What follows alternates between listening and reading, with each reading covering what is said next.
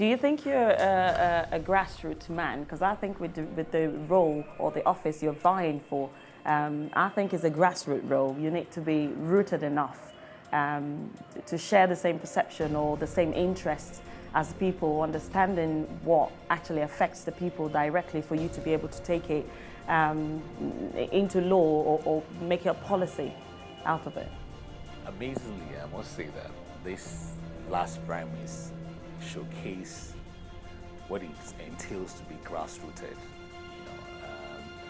The voice of the people, the yearning of the people actually brought me to where I am today. So grassroots is an integral part of me. I resonate well with them. We all sit down, we talk, and from there I get little ideas. I can share an experience I had. I think in one of our campaigns we were, so to say, hijacked, not really hijacked in that sense. And we got talking, and I learned a few things from the people that political office holders run away from. We sat down and we're talking, and they were amazed at simplicity, humility at which we interacted. And we got talking, and I got to learn a lot of things about what their thinking is, what their mindset is, and what they all expect from us as leaders, So as a leader, you must be able to get feedbacks. It's very important. Feedbacks, and that little thing about feedback is more grassroots oriented. So I think, well, with my people, I've been able to learn that, look, Lanre, you are an integral part of us. So you reckon you be the voice of the people rather than a yes and nay kind of person in the house? Yes, I must meet the yearnings of my people. It's very important. It's very important to me because they have actually chosen me to represent them. It's huge for me. Okay, so you having the opportunity under this party come 2019, do you think you would actually get to represent people like you actually hope for? By special grace, I know that the mandate we have is to go and deliver our constituents, Surulere Constituency 2. For House of Representatives, and we've started in earnest, and I'm believing God that come February 20th, 2019, I'll give you a call to tell you that, to give you our victory message, and I'm sure that we'll have the opportunity to come back again and actually have another interview. That'll be nice. Right, okay, so we will be coming back on the next section on this program. Stay with me.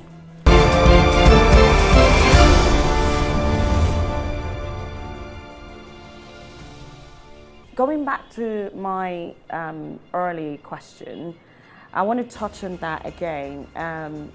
If we look at your history, your background, I want people to know a bit more as to why have you been chosen, why you the selected one, why not everybody else? It wasn't just you that was vying for this office, you had a couple of competitors. Why do you think they've actually chosen you? Well, I come from a very humble background. I guess when I started school, I was fortunate to be among those who government provided free education for. We used to walk to school, to like 2 kilometers to school, and that background really resonates with me all the time, and that brings me back to my community all the time, And I was also fortunate to have attended one of the best secondary schools in Nigeria. Because of the calibers of people. It was a missionary school, Methodist Boys High School, Lagos. the things that were taught then, the first time you come into the school, they give you a slip and says non-CB said alias. It's a Latin word, means not for us but for others. And that's always been with me. It's part of the background that I took with me, that I still have with me. And anytime I have the opportunity, I want to flaunt it. It's like I'm reading the pledge of Nigeria. It's like when you say I pledge to Nigeria, my country, to be faithful, loyal, and honest is huge. I mean, we should carry that as a cross on ourselves every day, that we're going to be faithful to this country called Nigeria. We're going to serve Nigeria selflessly. Now, from that background, I had also the opportunity of going to one of the best universities in Nigeria, Ahmadu University, Zaria, and I studied architecture. I'm an architect. I was chartered. Then I started my practice and all that. And the wealth of experience in infrastructural development and other things, and because of the profession, architecture itself, it gives you the opportunity to be interactive. It gives you the opportunity to have a one-on-one discussions with your various clients, and gives you that requirement for their needs.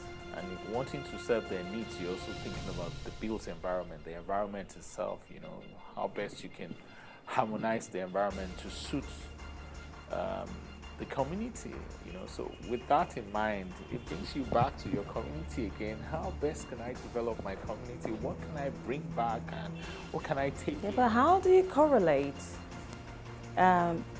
architect into politics? How do you blend those? There must be something, some sort of link from your profession. No, there is. I mean, there is, and architecture is about development.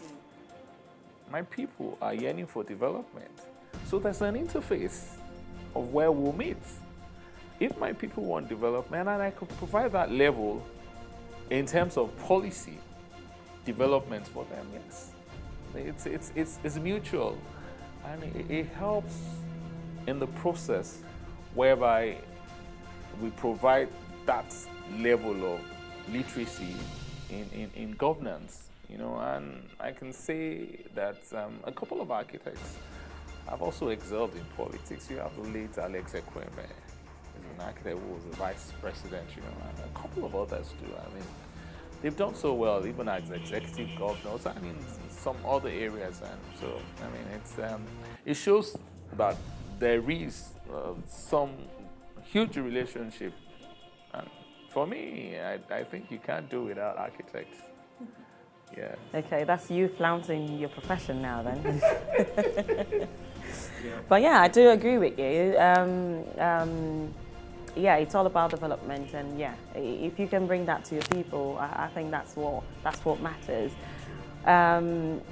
But in saying that, you're running under the ruling party, right? Sure. APC. Do you see your party winning that election come next year? Yes, absolutely yes. You see, what we bring to the table as a party is huge. It's the party for the future. It's the party that believes in development. I mean, it's just like you have an organization that's been badly run for 16 years, and a new management comes in with so much depth and understanding, and reorganizing, re-engineering, re-strategizing, bringing out the best. So, I mean... But don't you think Nigerians are saying the best you think the party's bringing is not enough? No. The masses, Nigerians are yearning for APC. Everywhere I go, it's huge support for the party itself. It's huge. It's huge. It's huge. I mean, it's amazing. I mean, what we've been able to do in the last 3.5 years, coming from 16 years of bad management,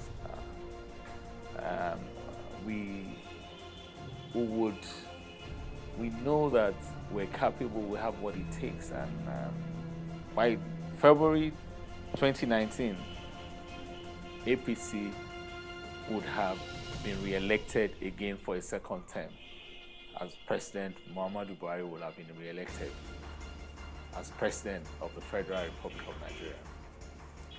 And that would be the wrap on today's episode on Updates with Rookie. We'll hope to see you sometime again next week.